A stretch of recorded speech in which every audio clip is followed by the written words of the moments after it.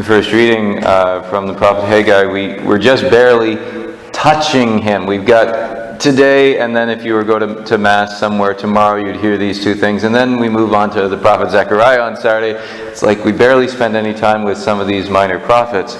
But this is the post-exiliar time. So you're saying, what are you talking about, Father? So history of Israel, remember, you've got the monarchy of David and then the divided monarchy after Solomon, where the northern kingdom and the southern kingdom, what they call Israel or Samaria, and then Judah, and then the northern kingdom gets taken out by Assyria, and then a couple hundred years later, then Babylon comes in, takes the people of Judah over to Babylon, and then after 70 years they're brought back. So they've got the captivity in Babylon, and now they're back in Israel.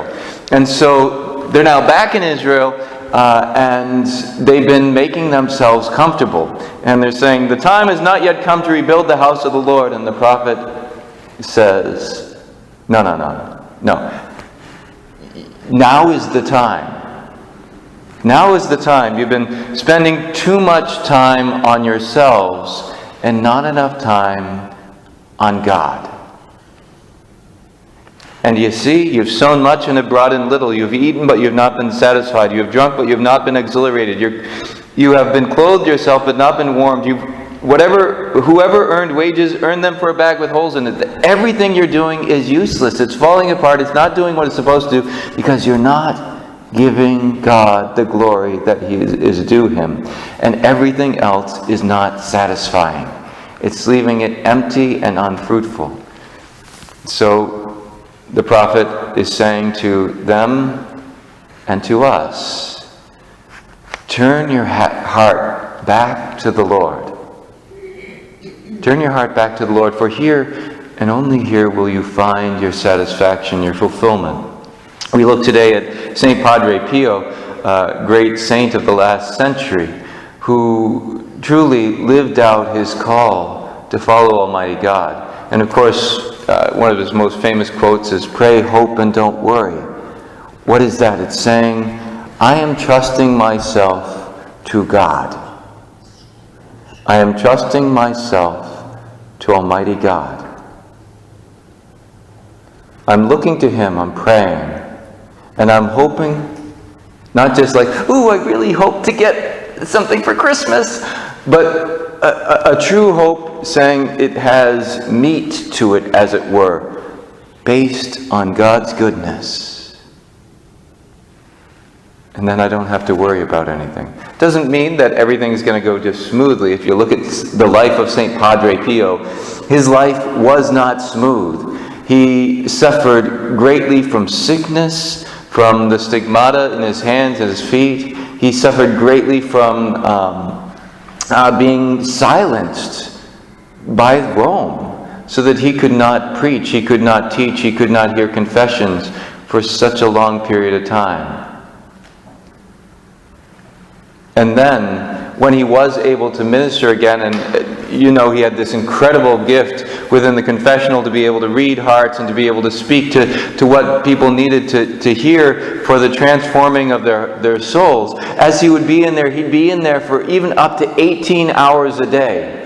I can tell you, having done the Steubenville East youth conferences and hearing confessions for 18 hours over the course of a weekend, that was exhausting.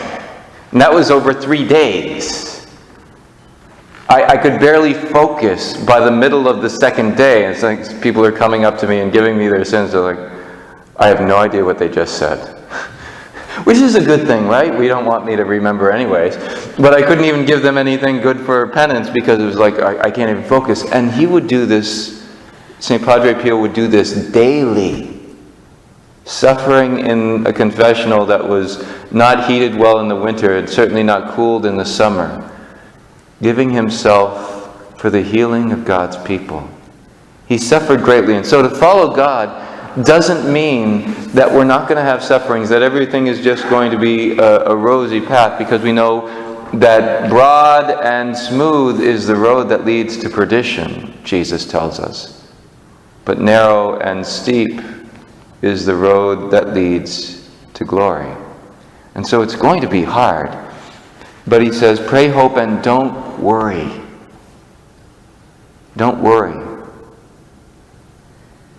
Because it's all in God's hands. He's taking care of it even through the crosses we have to bear. This past year I buried a woman from my last parish by the name of Pat. Pat was deeply in love with Almighty God and with St. Padre Pio. And I remember in the time when I was her pastor, just how she came to know and love St. Padre Pio, and she trusted in him for everything. She would ask for this and the other thing. Well, she liked to spread the devotion to St. Padre Pio, so much so, her family, really, they were like, "Ugh." They got sick and tired of hearing about it because they didn't believe in God's loving, moving presence in our lives here and now today.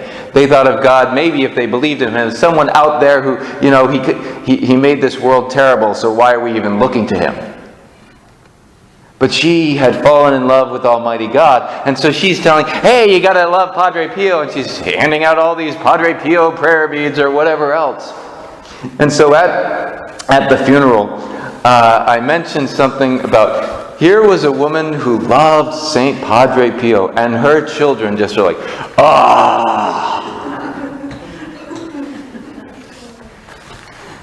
And yet, what did St. Padre Pio said? I will wait at the gates of heaven until all my spiritual children have come.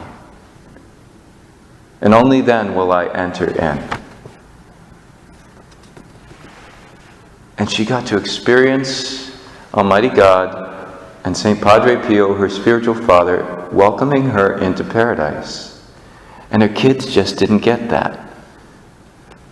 So often we see God as somewhere out there, instead of His loving movement in our lives, right here, right now, caring for the details, loving us even through our suffering.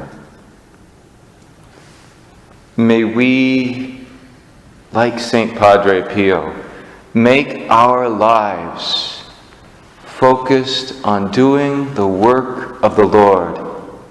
That work may look like cleaning our house or taking care of the normal things, but doing it in our vocation for the love of God. May we, like St. Padre Pio, go about not seeking our own comfort like the Israelites did, as we heard in the first reading, but rather seeking to do God's will, even putting Him first in all the areas of our life.